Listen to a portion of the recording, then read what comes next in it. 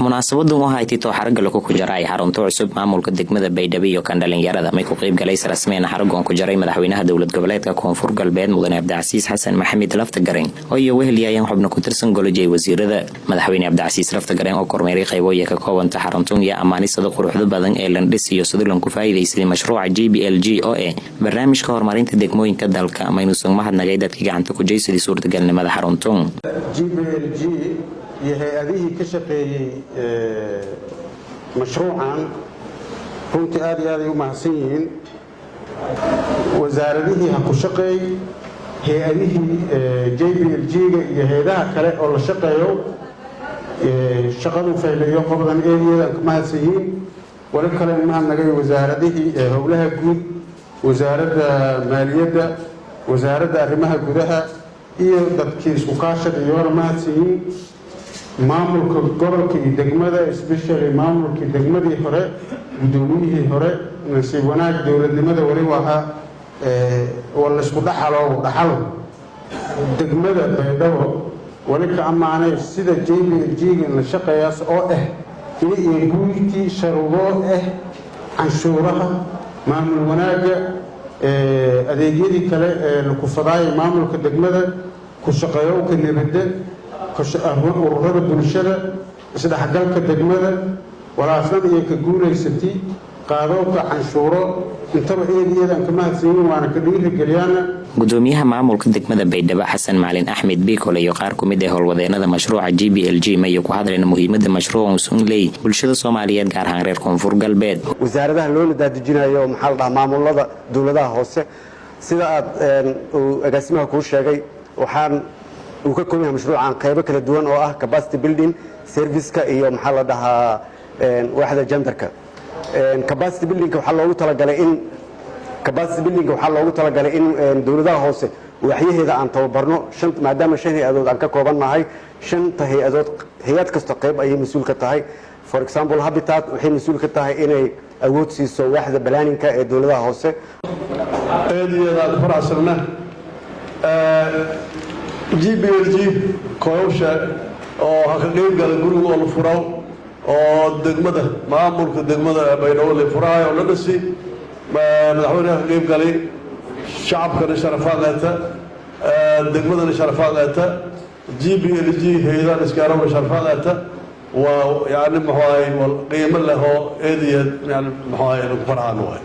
wasiirka wasaaradda maaliyadda dawlad goboleedka Koonfur Galbeed Axmed Maxamed Xuseen iyo wasiirka wasaaradda arrimaha gudaha iyo dawladaha hoose dawlad goboleedka Koonfur Galbeed Maxamed Abuukar Cabdi mayo sheegan intii mashruucan muhiim ah ee horumarinta degmooyinka gobolada Koonfur Galbeed iyo dardargelinta dhisowga golaha deegaanka mashruuca GBLG wasaaradda maaliyadda wali ba ku madata partners oo la shaqeeyo ku madata in kasta oo direct leeyahay in la shaqeeyo laakiin meel raay mashruuc kasta oo sameeyaan oo degmooyinka oo maamulada ku jira ku sameeyaan contribution oo wali baa jiray dawladda meel raay contribute gareys oo 3% kaas markii uu dhiib meel raay lacagta meel raayona ka shabaayana saasa mashaariicda la ka wada barnaamijka GBLG ga wayba ku shaqeeyay horumarinta degmooyinka oo la dhisay golayaasha deegaanka markan taas macnisha ma yata hadii Baydhabo culeys badan oo la saaray iyo codsiyo badan aan kooy iyagoo ku faa'iideysadaas caasimadii ku meel gaarka dawlad goboleedka Koonfur Galbeed Soomaaliya isaas oo kale inay magaalooyin oo canshuur badan hasaarada dartiye yeelanka dariiqo golo deegaan lahayna aniga tan ku faa'iideysta barnaamijka GBLG ga taas suurtageliyay laakiin degmooyinka kale mal sameeyay kor madaxweynaha dawlad goboleedka Koonfur Galbeed Mudane Abdicasiis Xasan Maxamed Laftagareen ayaa sheegay in dawladdiisa iyo dardargeliyay tasdiireedan habeeyowlanka soo biilay xarumo dawladda iyo goobadanta guud minus sidaas oo kale ku hadalay arrimo golaha deegaanka oo lagu guuleystay qayb ka mid ah degmooyinka sidii lanka dhisay lahay golo deegaan oo landheeyay xuquuqda iyo lahaayeen haweenkana la ku sii tumisiyadka degmo ee Koonfur Galbeedna lagu sameeyay doono golo deegaan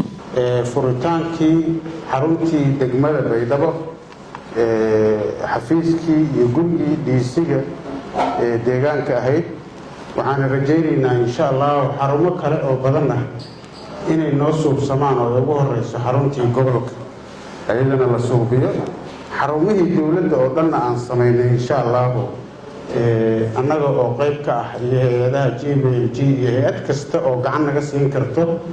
waxay ka mid tahay dib u kabashada iyo dib u dhiska dawladnimada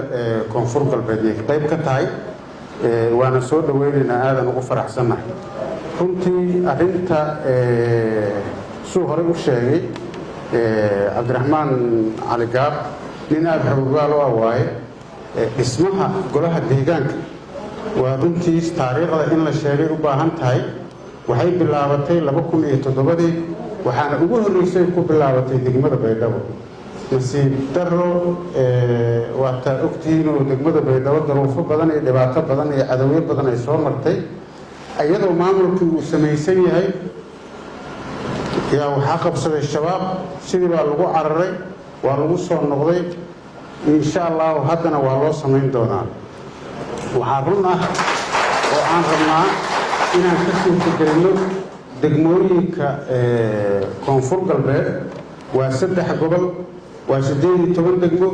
18 ka degmaba waxaan ka suurtagelinaynaa golihii deegaanka golaha deegaanka markii la dhisay waxaa lafdhabar u ah gabdhaha waa in lagu daraa gabdhaha golaha deegaanka oo ay boqolkiiba 50 ay ka ahaadaan waxaa la leeyahay boqolkiiba 30 boqolkiiba 20 boqolkiiba intaas laakiin aniga waxaan aaminsanahay inaanan tiro loo qabanin boqolkiiba 50 ay noqdaan boqolkiiba 60 ay noqdaan maxaa yeelay gabdhaha waa ka aaminsan yihiin wiilasha Faisal Maxamed Isaaq warbaahinta dawladda Koonfur Galbeed Baydhabo